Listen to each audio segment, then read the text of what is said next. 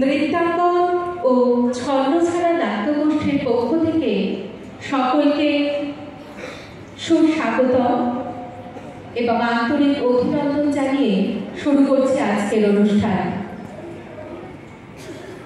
মঞ্চে উপবিষ্ট আমাদের অতিথি সভাসদগণেরা রয়েছেন, তাদের মধ্যে এই মুহূর্তে নৃত্যাঙ্গন ডান্স একাডেমির কর্ণধার শ্রীমতী রূপা ভট্টাচার্য মহাশয়া বরণ করে নিচ্ছেন সকল সভাসদদের।